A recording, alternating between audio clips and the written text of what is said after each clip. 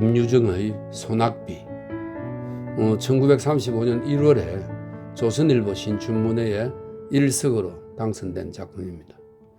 원명에는 따라지 목섬이라는 부제가 붙어 있다고 하네요.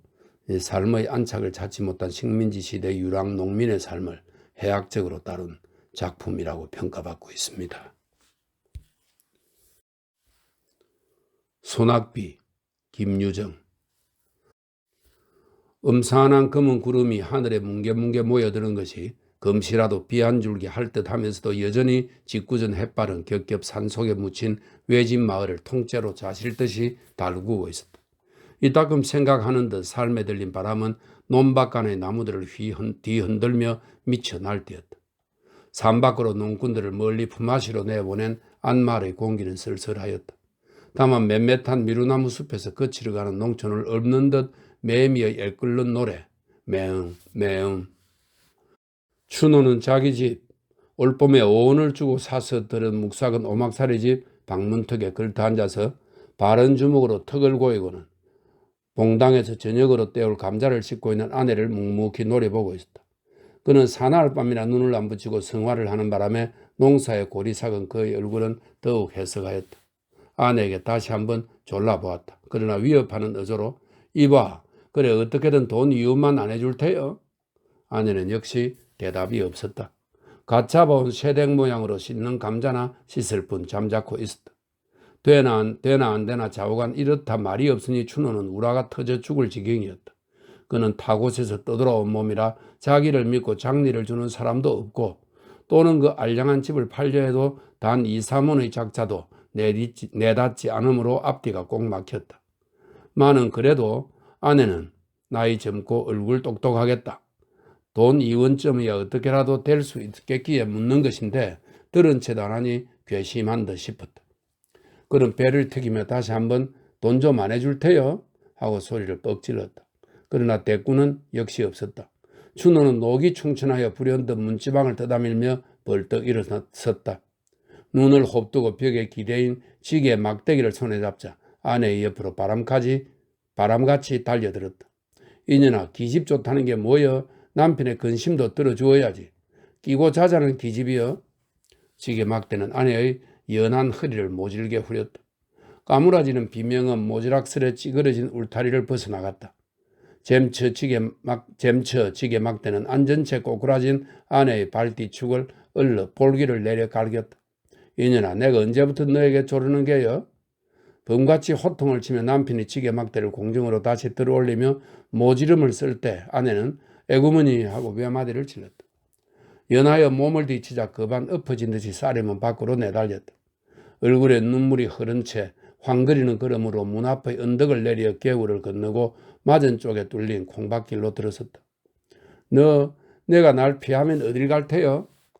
발길을 막는 듯한 의미 있는 호령에 달아나던 아내는 다리가 멈칫하였다. 그는 고개를 돌려 문 안에 아직도 지게 막대를 들고 서는 남편을 바라보았다. 어른에게 죄진 어린애같이 입만 쫑깃쫑깃하다가 남편이 뛰어나올까 겁이 나서 겨우 입을 열었다. 쇠돌 엄마집에 좀 다녀올게요. 쭈뼛쭈뼛 변명을 하고는 가던 길을 다시 휑하게 내걸었다. 아내라고 요새 이 돈 2원이 금시로 필요함을 모르는 바도 아니었다. 마는 그의 자격으로나 노동으로나 돈 2원이란 감히 땅띵도 못해볼 형편이었다. 버리래야 하잘 것 없는 것. 아침에 일어나기가 무섭게 남에게 뒤질까 영산이 올라 산으로 빼는 것이다. 조그만 종댕이를 허리에 달고 그 한 산중에 드문드문 박혀있는 도라지, 더덕을 찾아가는 일이었다.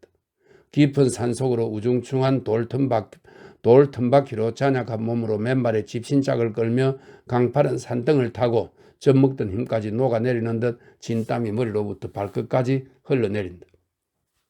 아랫도리를 단 외겹으로 두른 낡은 치맛자락은 다리로 허리로 척척 엉기어 걸음을 방해하였다. 땀에 붙은 종아리는 거친 숲에 걸키어 매여 그 쓰라림이 말이 아니었다. 게다가 무거운 흙내는 숨이 탁탁 막히도록 가슴을 찌른다. 그러나 삶의 발버둥치는 순진한 그의 머리는 아무 불평도 일지 않았다. 가물에 콩나기로 어쩌다 도라지 순이라도 어지러운 숲속에 하나 둘 뾰족이 뻗어 오른 것을 보면 그는 그래도 기쁨에 넘치는 미소를 띄었다. 때로는 바위도 기어올랐다. 정이 못 기어오를 그런 험한 곳이면 직등굴에 매어 달리기도 하는 것이었다. 떼국에 저런 무렵 적삼은 벗어서 허리 춤에다 꾹 찌르고는 호랑이 숲이라 이름난 강원도 산골에 매어 달려 길을 쓰고 허비적거린다. 골바람은 지날 적이라 알몸을 두른 치맛자락을 공중으로 날린다. 그제마다 검부른 볼기짝을 사양없이 내보내는 직등쿨이 그를 본다면 배를 움켜쥐어도 다 못 볼 것이다. 마는 다행히 거악한 산골이라 그 꼴을 비웃는 놈은 뻐꾸기 뿐이었다. 이래하여 해동갑으로 해가를 하고 나면 캐어모은 도라지, 더덕은 얼러 사발 가웃 혹은 두어 사발 남짓 하게 되는 것이다. 그러면 동리로 내려와 주막거리에 가서 그걸 내주고 보리쌀과 사발 바꿈을 하였다. 그러나 요즘엔 그나마도 철이 겨워 소풀이 없다. 그 대신 나무의 보리방아를 온종일 찧어주고 보리 밥그릇이나 얻어다가는 집으로 돌아와 농토를 모두 뻔뻔히 노는 남편과 같이 나누는 것이 그날 하루하루의 생활이었다. 그러고 보니 돈 이원은커녕 당장 목을 딴 데도 피도 나올지가 의문이었다. 만약 돈 이원을 돌린다면 아는 집에서 보리라도 구워 파는 수밖에는 다른 도리가 없다. 그리고 온 동네의 아낙네들이 치맛바람에 팔자 고쳤다고 쑥덕거리며 은근히 시세우는 쇠돌 엄마가 아니고는 노는 벌이를 가진 사람이 없다. 그런데 도덕이 제발 저리다고 그는 자기 꼴 주제에 눌려서 호사로운 쇠돌 엄마에게는 죽어도 가고 싶지 않았다. 쇠돌 엄마도 처음에야 자기와 같이 천한 농부의 계집이련만 어쩌다 하늘이 도와 동네의 부자 양반 이주사와 은근히 배가 맞아 금방석에 뒹구는 팔자가 되었다. 그리고 쇠돌 아버지도 이게 웬 땡이냔 듯이 아내를 내어놓은 채 눈을 살짝 감아버리고 이주사에게서 나는 옷이나 입고 주는 쌀이나 먹고 연년이 신통치 못한 자기 농사에는 한 소를 빼고는 희자를 뽑는 것이 아닌가. 사실 말인즉 준호처가 쇠돌 엄마에게 죽어도 아니 가리는 그 속까닭은 정작 여기 있었다. 바로 지난 늦은 봄 달이 뚫어지게 밝은 어느 밤이었다. 준호가 보름 개출을 보러 산모퉁이로 나간 것이 있을까해도 돌아오지 않으므로 집에서 기다리는 아내가 이제 자고 오리나 생각하고는 막 들어누워 잠이 들려니까 웬 난데없는 황소 같은 놈이 뛰어들었다. 허둥지둥 준호처를 마구 까들다가 놀라서 으악 소리를 치는 바람에 그냥 달아난 일이 있었다. 어수룩한 시골 일이라 별반 풍술도 아니 나고 쓱싹되었으나 며칠이 지난 뒤에야 그것이 독리부자 이주사의 소행임을 비로소 눈치채었다. 그런 까닭으로 해서 춘호처는 쇠돌 엄마와 직접 관계는 없다 해도 그를 대하면 공연스레 얼굴이 떳떳하여지고 몹시 어색하였다. 죄나 지은 듯이. 그리고 더욱 쇠돌 엄마가 세대 나는 속옷이 세 개고 벗으니 내버리고 하며 아주 좋다고 핸들대는 꼴을 보면 혹시 자기에게 한 점을 두고서 비아냥거리는 건 아닌가 하는 옥생각으로 무안해서 고개도 못 들었다. 한편으로는 자기도 조금만 잘했다면 지금쯤은 쇠돌 엄마처럼 호강을 할 수 있었을 그런 갸륵한 기회를 깝살려버린 자기 행동에 대한 후회와 애탄으로 말미암아 마음을 괴롭히는 그 쓰사림도 적지 않았다. 그러나 아무러한 욕을 보더라도 나날이 심해가는 남편의 무지한 배보다는 그래도 좀 덜 헐할 게다. 오늘은 한맘 먹고 쇠돌 엄마를 찾아가는 것이었다. 준호처는 이번 걸음이 헛발이나 안 칠까 일념으로 심화를 하며 수양부들이 쭉 내려박힌 논두른 길로 들어섰다. 그는 시골 아낙네로는 용모가 매우 반반하였다. 좀 야윈데다 몸매는 호리호리한 것이 소위 동네의 문자대로 외입게나 하염직한 얼굴이었을 때 불애한 의복이며 퀴퀴한 냄새는 거지를 볼지른다. 그는 왼손 바른손으로 껴껌내기로 치마 귀경이 되고 만다. 먼 데서 개 짖는 소리가 앞뒤 산을 한적하게 울린다. 빗방울은 하나둘 떨어지기 시작하더니 차차 굵어지며 무더기로 퍼부어 내린다. 준호처는 길가에 늘어진 밤나무 밑으로 뛰어들어가 비를 그으며 쇠돌 엄마 집을 멀리 바라보았다. 북쪽 산길성 높지익한 울타리로 삥 뚫려 두르고 앉았는 오목하고 맵시 있는 집이 그 집이었다. 그런데 쌀이문이 꼭 닫힌 것을 보면 아마 쇠돌 엄마가 농군청에 저녁 제누리를 나르러 가서 아직 돌아오지 않은 모양이었다. 그는 쇠돌 엄마 오기를 지켜보며 우두커니 서서 기다리고 있었다. 나무 잎에서 빗방울은 뚝뚝 떨어지며 그의 뺨을 흘러 젖가슴으로 스며든다. 바람은 지날 적마다 냉기와 함께 굵은 빗발을 몸에 들이친다. 비에 쪼르륵 젖은 치마가 몸에 찰싹 감기어 허리로 궁둥이로 다리로 살의 윤곽이 그대로 비쳐 올랐다. 무던히 기다렸으나 쇠돌 엄마는 오지 않았다. 하도 진력이 나서 하품을 하여가며 정신없이 서 있노라니 왼편 언덕에서 사람 오는 발자취 소리가 들린다. 그는 고개를 돌려보았다. 그러나 날색에 나무 틈으로 몸을 숨겼다.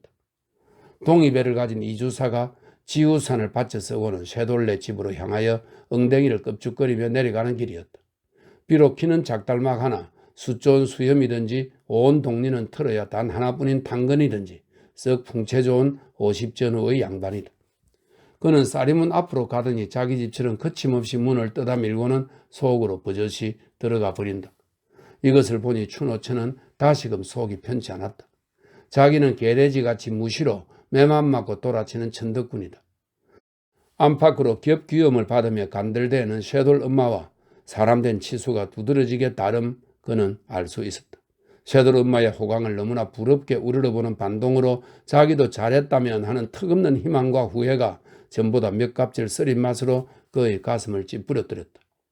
쇠돌레의 집을 하염없이 건너다 보다가 저도 모르게 긴 한숨이 굴러내린다. 언덕에서 쓸려내리는 사태물이 발등까지 개흙으로 덮으며 소리쳐 흐른다. 빗물에 푹 젖은 몸뚱이로는 점점 떨리기 시작한다. 그는 가볍게 몸서리를 쳤다. 그리고 당황한 시선으로 사방을 경계하여 보았다. 아무도 보이지는 않았다. 다시 손을 돌려 그 집을 쏘아보며 속으로 궁리하여 보았다. 안에는 확실히 이주사뿐일 게다. 그때까지 걸렸던 쌀이문이라든지 또는 울타리에 넣은 빨래를 여태 안 걷어들인 것을 보면 어떤 맹세를 두고라도 분명히 이주사 외에 다른 사람은 하나도 없을 것이다. 그는 마음 놓고 비를 맞아가며 그 집으로 달려들었다. 붕당으로 선뜻 뛰어오르며 쇠돌 엄마 기시오 하고 인기를 내보냈다. 물론 당자의 대답은 없었다. 그 대신 그 음성이 낮아 안방에서 이주사가 번개같이 얼굴을 내밀었다. 자기 딸은 꿈밖이란 듯 눈을 두리번두리번 하더니 오디로 붉어진 춘호처의 젖가슴, 아랫배, 넓적다리로 발등까지 슬쩍 음흉히 훑어보고는 근하한 낯으로 빙그레한다. 그리고 자기도 봉당으로 주춤주춤 나오며 쇠돌 엄마 말인가? 왜 지금 막 나갔지? 곧 온댔으니 안방에 좀 들어가 기다렸으면 하고 매우 일이 딱한 듯이 으름으름한다. 이 비에 어딜 갔어요? 지금요 밖에 좀 나갔지. 그러나 곧 올걸. 있는 줄 알고 왔는데. 춘호천은 이렇게 혼잣말로 낙심하며 섭섭한 낯으로 머뭇머뭇하다가 그냥 돌아갈 듯이 봉당 아래로 내려섰다. 이주사를 쳐다보며 물차는 제비같이 산들어지게 그럼 요 다음에 오겠어요? 안녕히 계시오? 하고 작별 인사를 올린다. 지금 곧 온댔는데 좀 기다리지? 다음에 또 오지요. 아닐세 좀 기다리게. 여보게 이봐. 춘호처가 간다는 바람에 이주사는 체면도 모르고 기가 올랐다. 허둥거리며 재강껏 만류하였으나 암만 해도 안 될 등 싶다. 춘호처가 여기에 찾아온 것도 큰 기적이려니와 뇌성병력에 구석진 곳이겠다. 이렇게 솔깃한 기회는 두 번 다시 못 볼 것이다. 그는 눈이 뒤집혀 입에 물었던 장죽을 쭉 뽑아 방 안으로 치뜨리고는 계집의 허리를 뒤로 다짜고짜 끌어안아서 봉당 위로 끌어올렸다. 계집은 몹시 놀라며 왜 이러시오? 이거 놓으세요. 하고 몸을 뿌리치려는 앙탈을 한다. 아니 잠깐만. 이주사는 그래도 놓지 않으며 허겁스러운 눈짓으로 계집을 달래인다. 흘러내리는 고이춤을 왼손으로 연신치 키우며 바른 팔로는 계집을 잔뜩 움켜잡고는 엄두를 못 내어 쩔쩔매다가 간신히 방 안으로 끙끙 몰아넣었다. 안으로 문고리는 재빠르게 채이었다. 밖에서는 모진 빗방울이 배추잎에 부딪히는 소리, 바람에 나무 뜨는 소리가 요란하다. 가끔 양철통을 내려 굴리는 듯 거푸진 천둥 소리가 방 고래를 울리며 날은 점점 침침하여 갔다. 얼마쯤 지난 뒤였다. 이만하면 길이 들어서려니 안심하고 이주사는 날숨을 후 하고 돌린다. 실없이 고마운 빛 때문에 바락도 못 치고 앙살도 못 피우고 무릎 앞에 고분고분 늘어져 있는 계집을 대견히 바라보며 빈 것이 흘러보았다. 계집은 온몸에 진땀이 쭉 흐르는 것이 꽤 더운 모양이다. 벽에 걸린 쇠돌 어미의 적삼을 꺼내어 계집의 몸을 말썩하게 홀닦기 시작한다. 발끝서부터 얼굴까지. 너 19이지? 하고 이주사는 취한 얼굴로 얼간히 물어보았다. 네 하고 맷떨어진 대답. 계집은 이주사의 손에 눌려 일어나도 못하고 죽은 듯이 가만히 누워있다. 이주사는 계집의 몸을 다 씻고 나서 한숨을 내뿜으며 담배 한 대를 턱 피워 물었다. 그래 요새도 서방에게 주리경을 치느냐? 하고 묻다가 아무 대답도 없음에 원 그래서야 어떻게 산단 말이냐. 하루 이틀도 아니고 사람의 일이란 알 수 있는 거냐. 그러다 혹시 맞아 죽으면 정장 하나 해볼 것 없는 거야. 허니 네 명이 아까우면 덮어놓고 민정을 가르는 게 낫겠지? 하고 계집의 신변을 위하여 염려를 마지 않다가 번뜩 한 가지 궁금한 것이 있었다. 너 참 아이 낳았다 죽었다더구나. 네. 어디 난 듯이나 싶으냐? 계집은 얼굴이 홍당무가 되어지면 아무 말도 못하고 고개를 외면하였다. 이주사도 그까지 끝도 묻지 않았다. 그런데 웬 녀석의 냄새인지 무생채 썩는 듯한 시쿠무리한 악취가 불시로 코청을 찌르니 눈살을 찌푸리지 않을 수 없다. 처음에야 그런 줄은 도통 몰랐더니 알고 보니까 조이 역하였다. 그는 빨고 있는 담배통으로 계집의 배꼽기를 똑똑히 가리키며 예, 이 살의 배꼽 좀 봐라. 그래 물이 흔한데 이것 좀 못 씻는다 말이야? 하고 모처럼의 기분을 상한 것이 앵하란 듯이 끄림한 기색으로 혀를 찼다. 하지만 계집은 참다 이내 무안에 못 이기어 일어나 치마를 입으려 하니 그는 역정을 벌컥 내었다. 옷을 빼앗아 구석으로 내덩댕이 치고는 다시 그 자리에 끌어앉았다. 그리고 자기 딸이나 책하듯이 아주 대범하게 꾸짖었다. 왜 그리 계집이 달망대니 좀 듬직하지 못하고. 춘호처가 그 집을 나간 것은 들어간 지 약 1시간 만이었다. 비가 여전히 쭉쭉 내린다. 그는 진땀을 있는 대로 흠뻑 쏟고 나왔다. 그러나 의외로 아니 천행으로 오늘 일은 성공이었다. 그는 몸을 솟치며 쌩긋하였다. 그는 모욕과 수치는 난생 처음 당하는 봉변으로 지랄 중에도 몹쓸 지랄이었으나 성공은 성공이었다. 복을 받으려면 반드시 고생이 따르는 부분이 이까짓 거야. 골백번 당한데도 남편에게 매나 안 맞고 의좋게 살 수만 있다면 그는 사양치 않을 것이다. 이주사를 하늘같이 은인같이 여겼다. 남편에게 부쳐먹을 농토를 줄 테니 자기의 첩이 되라는 그 말도 죄송하였으나 더욱이 돈 2원을 줄 게니 매일 이맘때 쇠돌레 집으로 넌지시 만나자는 그 말은 무엇보다도 고맙고 벅찬 짐이나 푸른 듯 마음이 홀가분하였다. 다만 애키는 것은 자기의 행실이 마냥 남편에게 발각되는 나절에는 대매에 맞아 죽을 것이다. 그는 일병 기뻐하며 일병 애를 태우며 자기 집을 향하여 세차게 쏟아지는 빗속을 가분가분 내리달렸다. 준호는 아직도 분이 못 풀려 뿌려퉁하니 홀로 앉았다. 그는 자기의 고향인 인제를 등진 지 벌써 3년이 되었다. 해를 이어 흉작의 농작물은 잘못되고 따라 빚쟁이들의 위협과 악다구니는 날로 심하였다. 마침내 할 일 없이 집 세간살이를 그대로 내버리고 알몸으로 야밤 도주하였던 것이다. 살기 좋은 곳을 찾는다고 나이 어린 아내의 손목을 끌고 이산저산으로 너무 표랑하였다. 그러나 우정 찾아들은 곳이 고작 이 마을이나 산속은 역시 일반이다. 어느 산골에 가 호미를 잡아보아도 정은 조그만치도 안 붙었고 거기에는 오직 쌀쌀한 불안과 굶주림이 품을 벌려 그를 맞을 뿐이었다. 터무니없다여 농토를 안 준다. 일구멍이 없으며 품을 못 판다. 밥이 없다. 결국에 그는 피폐하여 가는 농민살이를 감도는 엉뚱한 투기심에 몸이 달떴다. 요사이 며칠 동안을 두고 요 너머 뒷산 속에는 밤마다 큰 노름판이 벌어지는 기미를 알았다. 그는 자기도 한몫 버리고 끼룩거려서나 좀채로 미천을 만들 수가 없었다. 이원, 수나 좋아서 이 이원을 좋아만 잘 한다면 금시 발복이 못 된다고 누가 단언할 수 있으랴. 3, 40원 따서 동네에 빚이나 대충 가리고 옷 한 벌 지어 입고는 진절이 나는 이 산골을 떠나려는 것이 거의 배포였다. 서울 올라가 아내는 안잠을 재우고 자기는 노동을 하고 둘이서 다구지게 벌으면 안락한 생활을 할 수가 있을 텐데 이런 산구석에서 굶어 죽을 맛이 없었다. 그래서 젊은 아내에게 돈 좀 해오라니까 요리 맡긴 조리 맡긴 피하고 곁들여주지 않으니 그 소용이 여간 괘씸한 것이 아니다.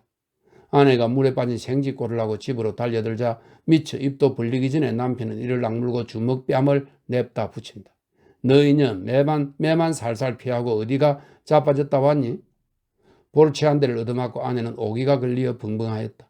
그래도 직성이 못 풀려 남편이 다시 매를 손에 잡으려 하니 아내는 질겁을 하여 살려달라고 두 손으로 빌며 개신개신 입을 열었다.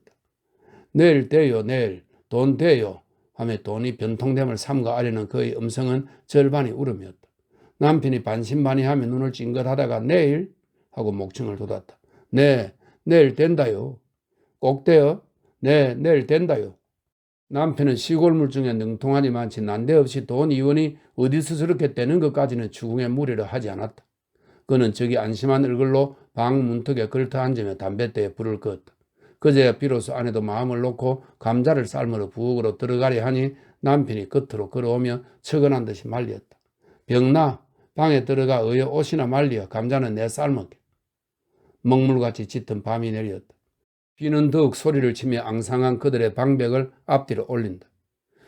천장에서 비는 새지 않으나 집 지은 지가 오래되어 고래가 물러앉다시피 된 방이라 도배를 못한 방바닥에는 물이 스며들어 귀축죽하다. 거기다 거적 두인만 덩그렇게 깔아놓은 것이 그들의 침소였다. 석유불은 없어 캄캄한 바로 지옥이다. 벼룩 이는 사방에서 마냥 서물거린다. 그러나 등끌잠에 익달한 그들은 천연덕스럽게 나란히 누워 줄기차게 퍼붓는 밤 빗소리를 귀담아 듣고 있었다. 가난으로 인하여 부부간의 애틋한 정을 모르고 나날이 매질로 불평과 원한 중에서 복대기는 그들도 이 밤에는 불쉬고 화목하였다.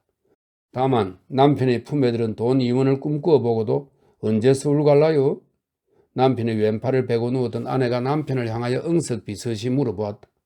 그는 남편에게 서울의 화려한 거리며 후한 인심에 대하여 여러 번 들은 바 있어 일상 안타까운 마음으로 몽상은 하여 보았으나 실제 구경은 못하였다. 얼른 이 고생을 벗어나 살기 좋은 서울로 가고 싶은 생각이 간절하였다. 곧 가게 되겠지. 빚만 좀 갚아도 갔던 하련만. 빚은 낭종 죄더라도 얼핀 값이다요. 염려 없어. 이달 안으로 꼭 가게 될 거니까. 남편은 썩 쾌히 승낙하였다. 따는 그는 동네에서 일컬어주는 질꾼으로 부전장의 갑오점은 시루에서 콩나물 뽑듯 하는 능수였다. 내일 밤 이혼을 가지고 벼락같이 노름판에 달려가서 있는 돈이란 깡그리 모집어 올 생각을 하니 그는 은근히 기뻤다. 그리고 교묘한 자기의 손재간을 홀로 뽐내었다. 이번이 서울 처음이지? 하매 그는 서울 바람범 한번 씌었다고 큰 체를 하며 팔로 아내의 머리를 흔들어 물어보았다. 성미가 워낙 급급한지라 지금부터 서울 갈 준비를 착각하고 싶었다. 그가 제일 걱정되는 것은 둠 구석에서 뇌 자라먹은 아내를 데리고 가면 서울 사람에게 놀림도 받을 게고 그리끼는 일이 많을 듯 싶었다. 그래서 서울 가면 꼭 지켜야 할 필수 조건을 아내에게 일일이 설명치 않을 수 없었다. 첫째, 사투리에 대한 주의부터 시작되었다. 농민이 서울 사람에게 꼬라리라는 별명으로 감잡히는 그 이유는 무엇보다도 사투리에 있을지니 사투리를 쓰지 말며 합세를 하십니까로 하계유를 하오로 고치되 말끝을 들지 말지라. 또 거리에서 어리들리하는 것은 내가 시골떡이요 하는 얼던짓이니 갈 길은 재개하고 볼루는 또리또리지 볼지라 하는 것들이었다. 아내는 그 끔찍한 설교를 귀담아 들으며 모깃소리로 네를 하였다. 남편은 2시간가량을 쉴 틈 없이 꼼꼼하게 주의를 다져놓고는 서울의 풍습이며 생활 방침 등을 자기의 의견대로 그럴싸하게 이야기하여 오다가 말끝이 어느덧 화장술에 이르게 되었다. 시골 여자가 서울에 가서 안잠을 잘 자주면 얼마 후에는 집까지 얻어 갖는 수가 있는데 거기에는 얼굴이 예뻐야 한다는 소문을 일찍 들은 바 있어 하는 소리였다. 그래서 날마다 기름도 바르고 분도 바르고 버선도 신고 해소지은 마음에 쏙 들어야 한참 신바람이 올라 주워 섬기다가 옆에서 새끈새끈 소리가 들리므로 고개를 돌려보니 아내는 이미 고라져 잠이 깊었다. 이런 망할 것 난 말하는데 자빠져 잔담. 남편은 혼자 중얼거리며 바른 팔을 들어 이마 위로 흐트러진 아내의 머리칼을 뒤로 쓰다만 넘긴다. 세상에 귀한 것은 자기 아내. 명색이 남편이며 이날까지 옷 한 벌 변변히 못해 입히고 고생만 지시킨 그 죄가 너무나 큰 듯 가슴이 뻐근하였다. 그는 왁살스러운 팔로 아내의 허리를 꼭 껴안아 자기의 앞으로 바턱이 끌어당겼다. 밤새도록 줄기차게 내리던 빗소리가 아침에 이르렀어야 겨우 그치고 점심때에는 생그러운 벽까지 들었다. 쿨렁쿨렁 눈물 나는 소리는 요란히 들린다. 시내에서 고기 잡는 아이들의 고함이며 농부들의 희낙낙한 미나리도 기운차게 들린다. 비는 추노의 근심도 씻어간 듯 오늘은 그에게도 즐거운 빛이 보였다. 저녁 제누리 때 되었는 걸 얼른 빚고 가봐. 그는 갈증이 나서 아내를 대고 재촉하였다. 아직 멀었어요. 뭘? 아내는 남편의 말대로 벌써부터 머리를 빗고 앉았으나 원래 달포나 아니가리에 엉클은 머리가 시간이 꽤 걸린다. 그는 호랑이 같은 남편과 오랜만에 정다운 정을 바꾸어 보니 근래에 볼 수 없는 화색이 얼굴에 떠돌았다. 어느 때에는 매적하게 생글생글 웃어도 보았다. 아내가 꼼지락하는 것이 보기에 퍽으나 가까워하였다. 남편은 아내 손에서 얼레 빗을 쑥 뽑아들고는 시원스레 쭉쭉 내려 빗긴다. 다 빗긴 뒤 옆에 놓인 밥사발의 물을 손바닥에 연신 칠해가며 머리에다 반지르하게 발라놓았다. 그래 놓고 위에서부터 머리카락을 재워가며 맵시 있게 쪽을 딱 찔러주더니 오늘 아침에 한사코 공을 들여 삼아놓았던 집신을 아내의 발에 신기고 주먹으로 자근자근 골을 내주었다. 인제 가봐 하다가 바로 곧 와, 응? 하고 남편은 그 이윤을 고이 받고자 손색 없도록 실패 없도록 아내를 모양내 보냈다.